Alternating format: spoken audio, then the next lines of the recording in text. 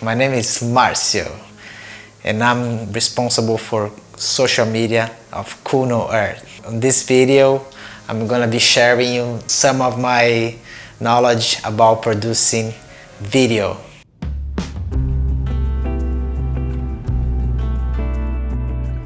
And before starting with the technical lighting, microphone, tripods, frames and all that, I will start in telling your stories. The basic thing is you are the best one to tell your story, the story about your places, and feel proud of yourself about your passion for nature and for people as well. You don't really need a microphone. What you need is a nice and quiet space with good acoustic. Usually by the beach is not good because you have a lot of noise from the waves. By the road is not good because you have the car, the buses. By a waterfall, which is nice usually, but you have a lot of noise from the water hitting the rocks. But if you have to record at the beach, by the road, and then you need specific microphones such as this one to record.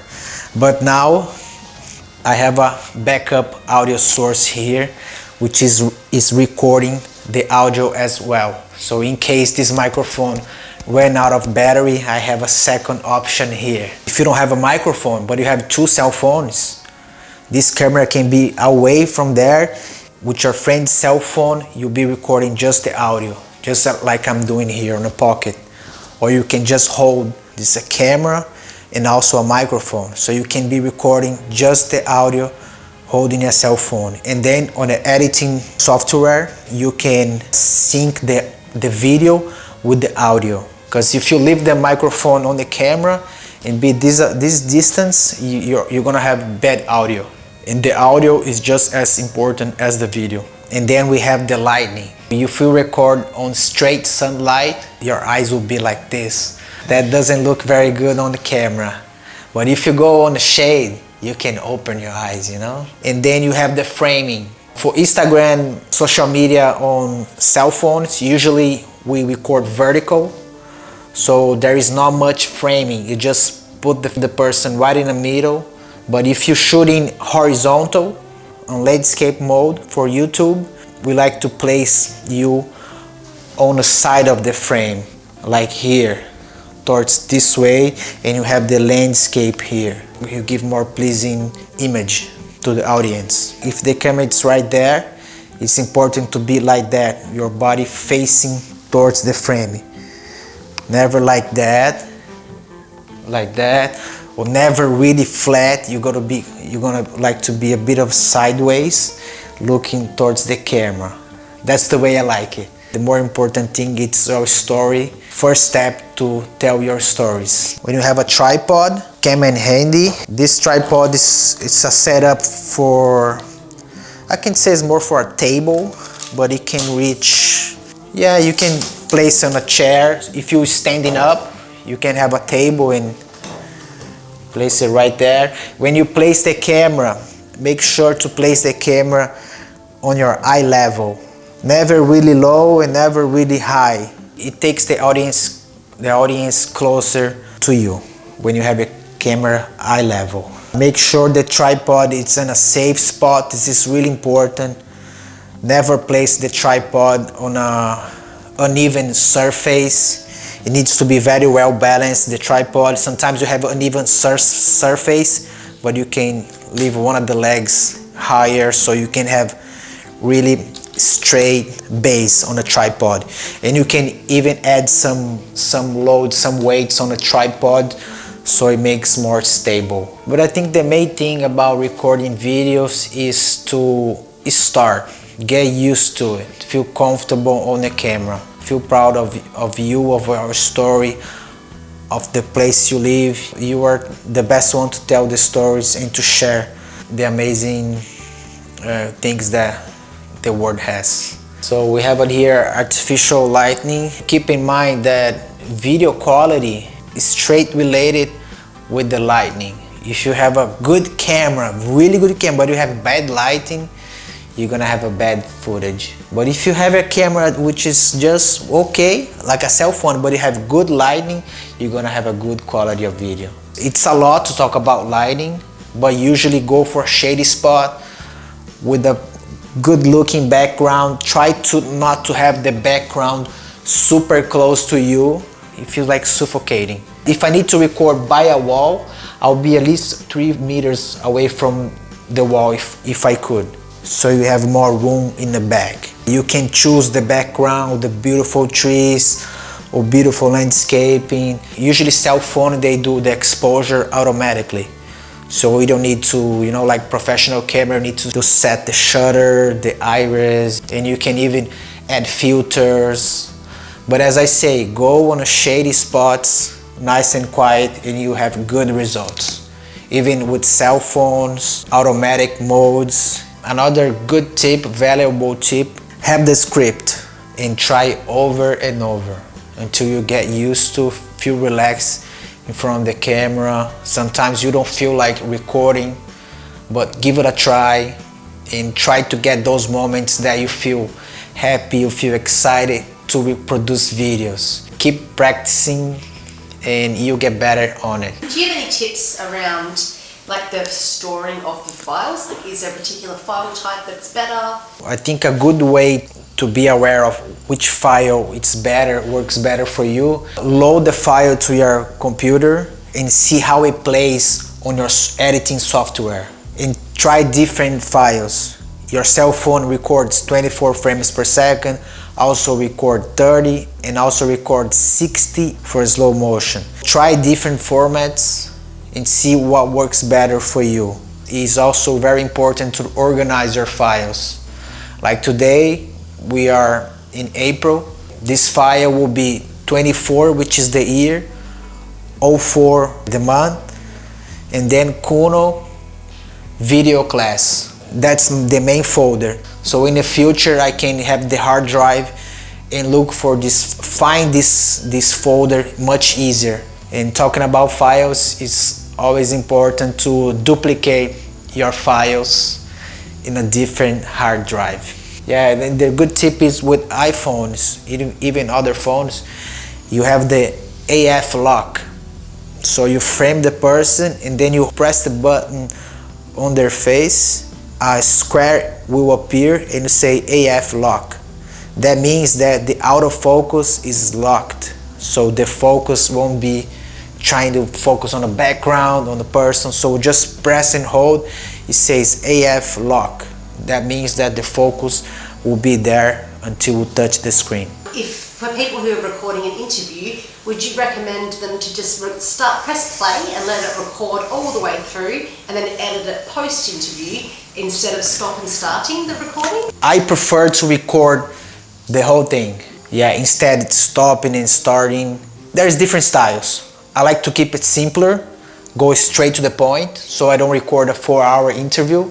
Make it shorter, straight to the point. But the main thing about interviews is to make the person feel comfortable. Sometimes you don't feel like talking straight to the camera, as I'm talking here straight to the camera, but I feel comfortable talking straight to Emily. So she asked me the questions and I'll answer straight to her. It's much easier to talk like that than to the camera. Usually I just go, oh, I set the camera now, it's recorded, but let's have a conversation here, forget about the camera. So the camera is recording me. I always try to go for like more casual conversation, which looks more natural, but at the same time being responsible and being with attention about the matter that you are talking about. And what about with the eye contact though, making eye contact with the camera? Like if I put the camera over here and I'm 4 meters away, that's not going to look very good because I'll kind of be looking on the side of the face. You must be aware where your camera is focusing. Here I know that the lens is kind of like framing maybe from Emily to here, so I have an idea. So usually with narrow field of view, I have this range here, and with narrow field of view lenses, you must get the focus right You can even add marks with tapes on the ground. You're sure that the focus is right there. If I'm from a small community group and I'm trying to save a particular place, do I need a professional expert filmmaker to help me, or do I need to get expensive film equipment, or can I just get started? If I can get started, can you just tell us, you know, like with this and with this, you just talk us through how a small community group can get started and get good footage? With a Vivitar kit, you can definitely get even better results with the lighting, with the microphone, with the little tripod. But as I say, get a quiet, nice and quiet place, make the person feel comfortable, try different perspectives, try a different background, try a different place, try a different lighting. But you can definitely do it much better content when you have tools such as microphone, lighting, and a tripod. The thing is practicing, feel comfortable with the camera, share the stories with the beautiful things we have in this world. Yeah, it's not easy to be on camera, but it's really important. For myself, I work as a video producer for many years, and I was always behind the camera. So my work didn't have my face. But on my last project that I started 6 years ago, I decided that I was going to be in front of the lens, sharing my stories. Do you think stories are important to inspire support for conservation? It's definitely important. A photo is just a photo. You can see many photos of this species, but when you get to know what's behind the photo, the stories, and how important this species is for the whole environment. If I had to explain children why each species is important, I would build a big wall of bricks, and each brick would be a species of animal. A bird, a snake, an eagle, a tree, a flower, a bee. And then when we start pulling those bricks, the wall that is the nature and the environment will not stand up, will fall down.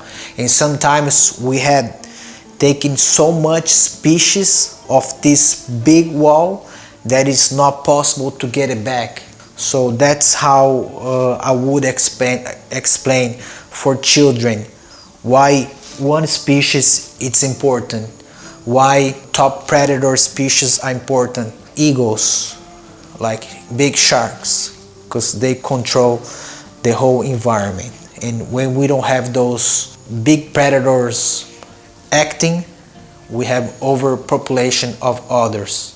Usually people think that because the species is beautiful, it's more important than other, that it's not so pretty. But that's not true. It don't really matter how beautiful, how big the species is. They are equally as important. It could be a little tiny ant, a little bee. It's just as important as a big white shark or a big sea eagle or edge-tailed eagle. This photo I took back in Brazil. It's an amethyst hummingbird, one of the smallest hummingbirds we have in the Americas. This is a male. Yeah, it has the iridescent throat, which just can see when the light hits properly. So if I would be on this side, I don't think you will see the iridescent color. What sort of conversation do you ask people to make them feel comfortable for an interview? I usually like to have a casual conversation, make them feel comfortable with the chair, with the environment, offer a cup of tea, talk about how their day's been, if he ever had that coffee on the corner. I let them know just to forget about the camera, let's just chat here a bit, have a conversation. That could work very well. Even sometimes we have a lot of lightning going on, and we like to have these conversations to make them feel comfortable before turning the lights on and all that. That's really important to get a casual, natural conversation. What about your story, Marcio? Like, where did you get a love for nature? Start when I was pretty young, going fishing with my uncles, but just when I was on my 30s that I start realizing that I have this passion for nature, especially birds. Back then, on my 30s, I didn't even realize that bird watching was an activity. I thought it was just something crazy that I like birds, you know. A few years without even realizing that bird watching was an activity. And then after a few years, on my 35s, I guess, I realized that it was really activity, which is bird watching activity. And I was like, wow, that's really fantastic. That's really fantastic. I'm not that crazy. I started traveling to watch the birds, to photograph the birds. And then just on my 40s, I met another bird watcher. So that's when everything changed. He invited me to other bird watchers, and it was super cool to learn about the birds, about trees, about environment, different species. That's when I decided to start my own project, documentary project about bird watching, which is the Bird Check Brazil. There is birds, of course, but it's more like behind the camera stuff. And on this project, I decided that I was going to be in front of the lens, sharing my stories and try my best.